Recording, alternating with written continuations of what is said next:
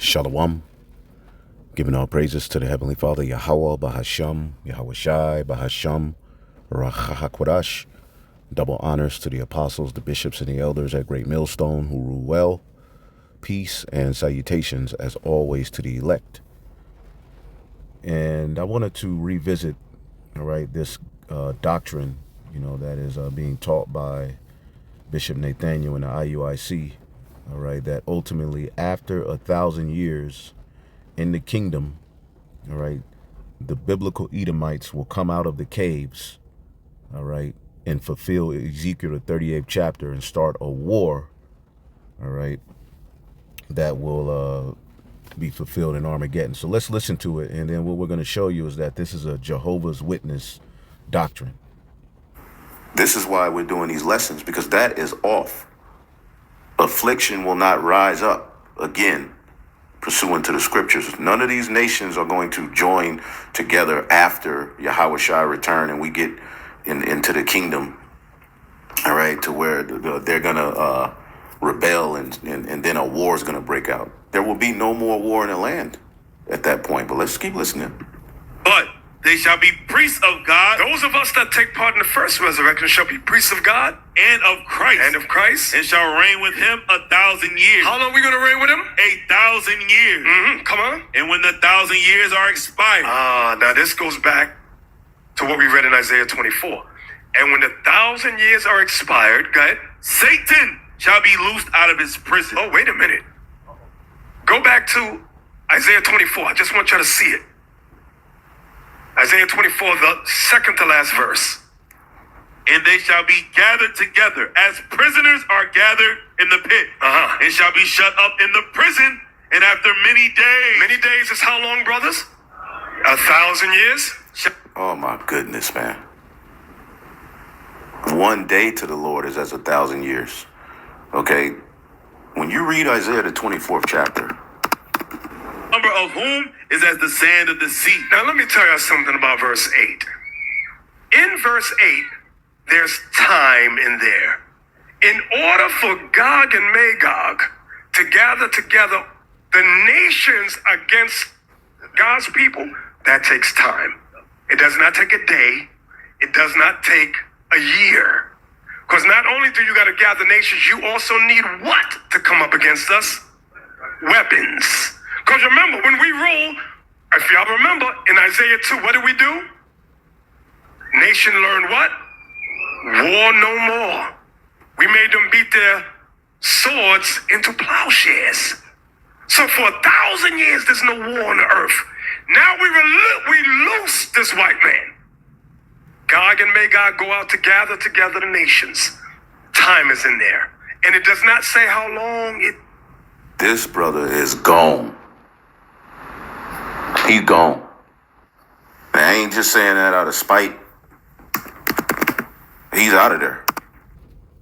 Now, I'm on this Jehovah's Witness website, and I don't have a bunch of time, but when you go to their breakdown and interpretation of that 1,000-year period, okay, let's start here.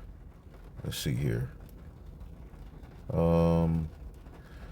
At the very bottom. By the end of Judgment Day, surviving humans will come to life fully as perfect humans. Judgment Day will thus see the restoration of mankind to its original perfect state. Bringing out 1 Corinthians, bringing out precepts all completely wrong because Jehovah's Witnesses are off in doctrine. Then a final test will take place. Satan will be released from his imprisonment and allowed to try to mislead mankind one last time. Those who resist him will enjoy the complete fulfillment of the Bible promises. The righteous will possess the earth and they will live in it forever. And when you read pretty much how they break down that 1,000-year period in Revelation, the 20th chapter, they're saying after the 1,000-year period, a war will break out. And when you break this down, I mean, it's completely all over the place. The book of Revelation shows that Judgment Day begins after the war of Armageddon, when Satan's system on earth will be destroyed. After Armageddon, Satan and his demons will be imprisoned in the abyss for 1,000 years. During that time, the 144,000 heavenly joint heirs will be judges as they rule as kings with Yahushai 1,000 years. Judgment Day is not some hurried, lasting, or mere 24 hours. It lasts 1,000 years. So again, this doctrine that IUIC is teaching, all right, lines up with what the Jehovah's Witness is teaching. And we want to know, where did it come from and why did he start teaching this? Okay? During that 1,000-year period, Yahushai, we call him Yahushai, they're saying Jesus Christ, will judge the living and the dead. The living will be a great crowd that survives Armageddon.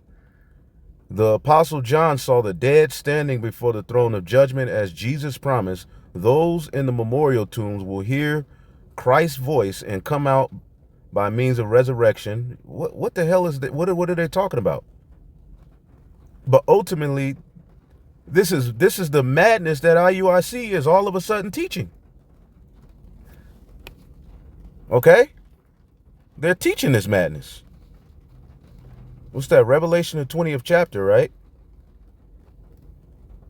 Because the way that this book is read, you read Revelation 21 through 3. All right? That's talking about the 1,000 years associated with the Dark Ages. All right? Where ultimately, for a period of 1,000 years, what you call the Byzantine Empire, the Edomites were not able to rule. They weren't ruling. They were looked down upon. They were ooga, cavemen, and you had so-called blacks ruling. And we bring that history out all the time. Okay? When you go to Revelation 20 and 4, all right, through 6 is speaking of the kingdom of heaven. All right, the first resurrection, all right, ultimately where Yahushua, the 144, all right, with the large multitude being joint heirs as well with them, ruling and setting up paradise. That's going to take a period of 1,000 years. All right. And then when you jump to verse 7, that's continuing what's being talked about in verse 3, because after that 1,000-year period where Esau, all right, was pretty much put down in the Byzantine Empire, you had a Renaissance period where Revelation 20 and 7, and after the 1,000 years, Satan was loosed out of his prison and shall go out to deceive the nations which are in the four corners of the earth, which is going to lead to where we are now, Gog and Magog, gathering them together for war. All right, when you watch that video, Bishop Nate said that, all right, Gog and Magog leading, all right, a war is going to be after the 1,000-year period. Ezekiel, the 38th chapter, which we always go into, is after the 1,000-year period, not now. Okay, where in the hell did he get that from? Because, again, once Yahushua reigns, all right, let's get Daniel real quick. I don't have much time. I just wanted to get this out. Daniel, the 2nd chapter, in the 40th verse, 44th verse, it says, in the days of these kings, after the revival of Rome, which is fulfilled in Babylon, the great NATO, and the EU, Rome will be revived, okay? Starting with the Renaissance period. That's when Satan was loosed out of his prison around the 1400s. You had the Medici dynasty, the Borgias, out of Italy.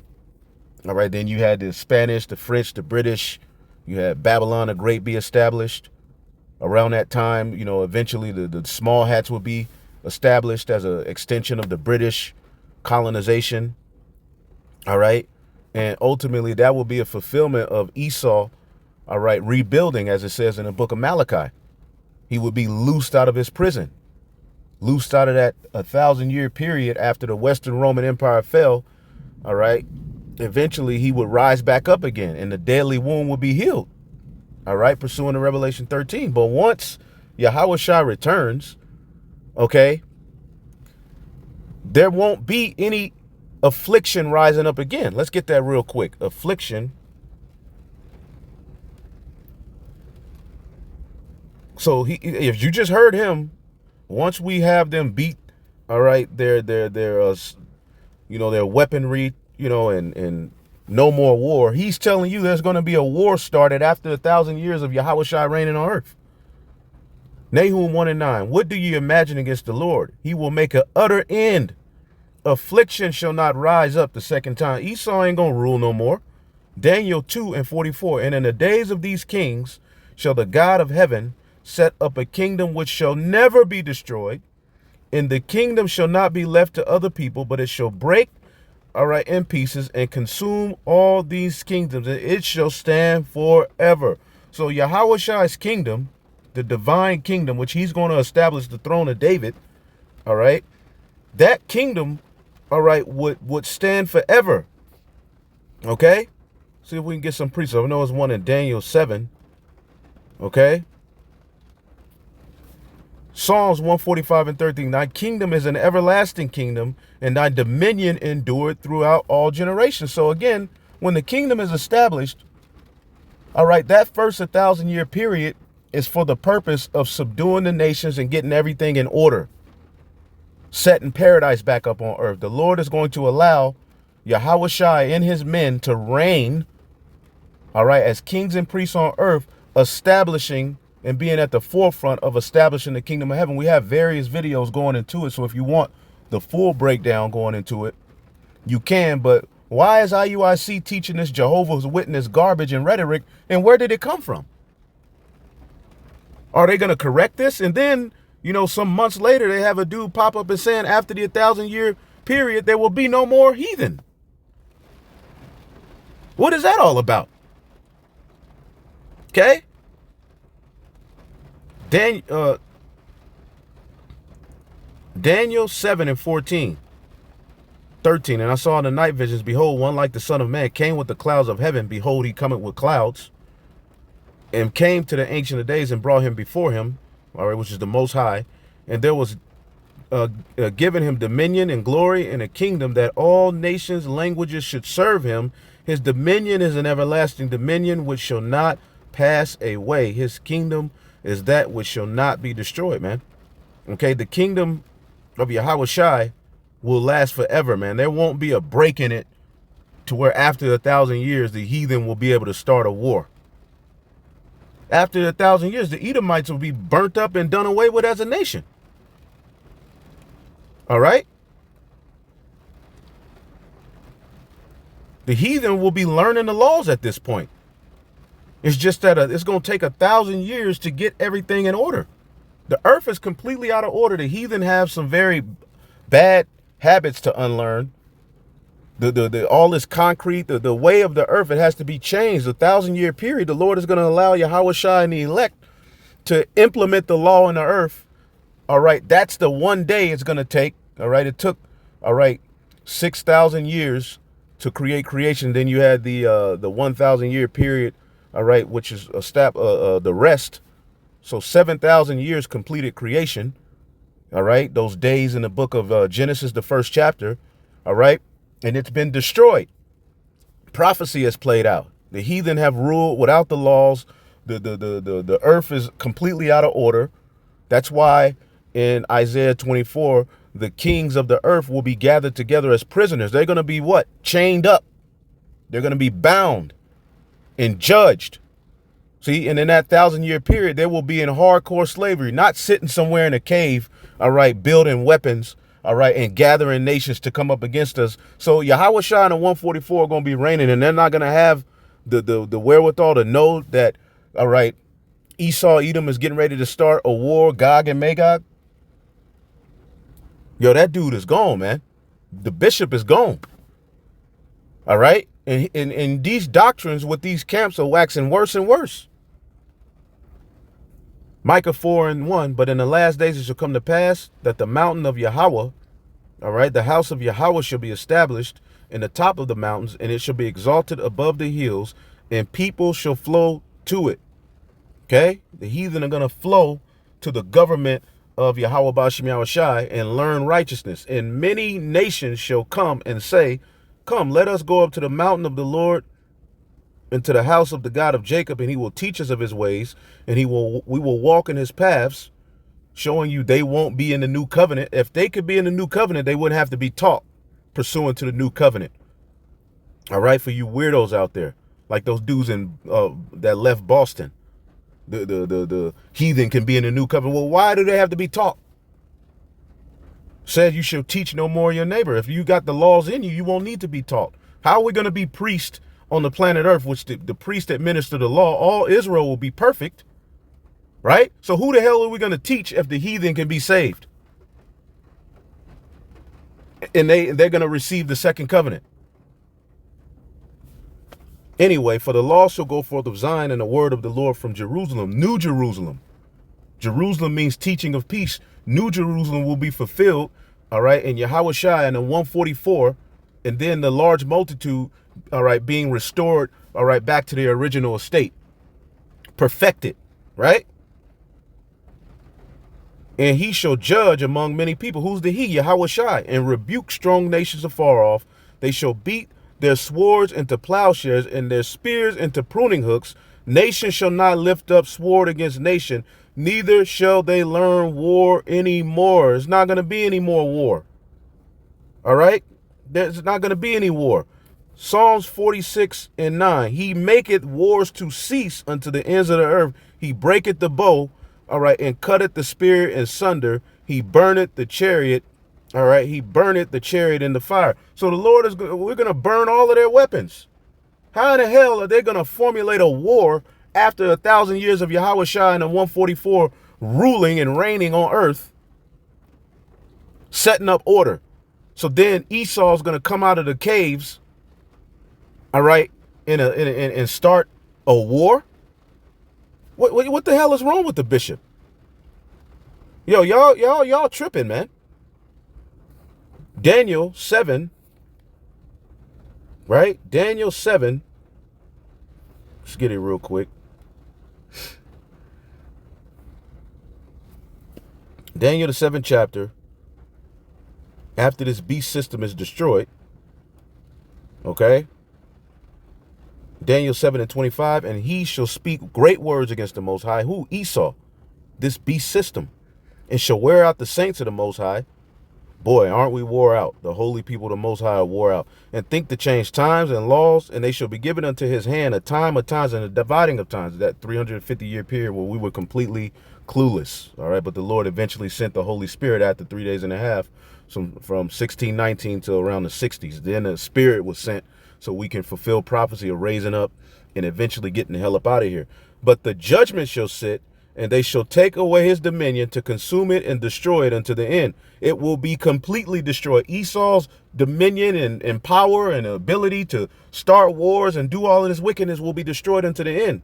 And the kingdom and dominion and the greatness of the kingdom under the whole heaven shall be given to the people of the saints of the Most High, whose kingdom is an everlasting kingdom, and all dominions shall serve and obey him. Obey Yahweh, Bahashem Yahushua, and the holy people, man.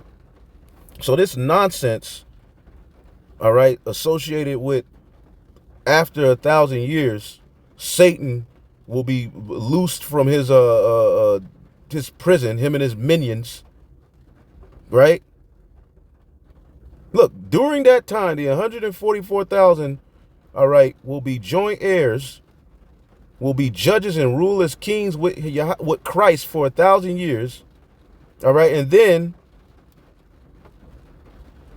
Satan will be released from his imprisonment and allowed to try to mislead mankind one last time. Now, they're associating with the spiritual demon Satan. Satan is fulfilled in the man of sin, the biblical Edomites who come to do the bidding of Satan. See? But what is the bishop talking about? Homie. Takes. Read verse 8 again. And shall go out to deceive the nations which are in the four quarters of the earth, Gog and Magog, to gather them together to battle, the number of whom is as the sand of the sea. Read. And they went up on the breadth of the earth. And what they do? And compassed the camp of the saints about. So remember, Isaiah 2 again. The mountain of the Lord shall be exalted above all mountains and all hills. You got to look up at it. So they're going to say, you know what? We can defeat them. They got to get all the nations in agreement with that thing first. So read it again. When you get Second Esdras, the 13th chapter, these nations are going to come together to try to fight Yahushua. Let's get in this chapter. This is a lot, man. This is wicked.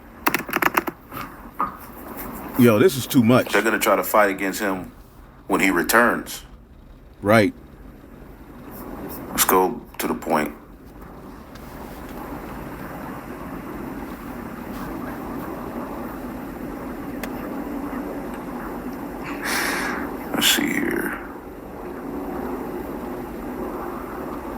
verse 34. Can't see it? Shit. You got to read this chapter to, because when Yahushua returns, there's going to be war going on. Let's see here. This is the interpretation. Second Esdras 13 and 29. Behold, the days come when the Most High will begin to deliver them that are upon the earth, and he shall come to the astonishment of them that dwell on the earth. And one shall undertake to fight against another, city against city, place against another, one people against another, one realm against another. Civil unrest, all kind of hell's gonna be going on the earth. Persecution of the saints, all of that's gonna be going on, right? And the time shall be when these things come to pass, and the signs which I showed thee before, then my son shall be declared, who thou saw as a man ascending. This dude is tripping. And when all the people hear his voice, every man shall in their own land leave the battle they have against another. All right. And an innumerable multitude shall be gathered together, as thou sawest them, willing to come and to overcome him by fighting. So these nations are going to try to fight against Yahushua when he returns. Yeah, not after 1,000 years. See? But it ain't, they're going to be, it's going to be a first round KO, man. Okay? What the hell is this guy talking about? Hey, how you doing? Revelation 20 and 7. And when 1,000 years are expired, I got it. Thank this you. is the Renaissance period.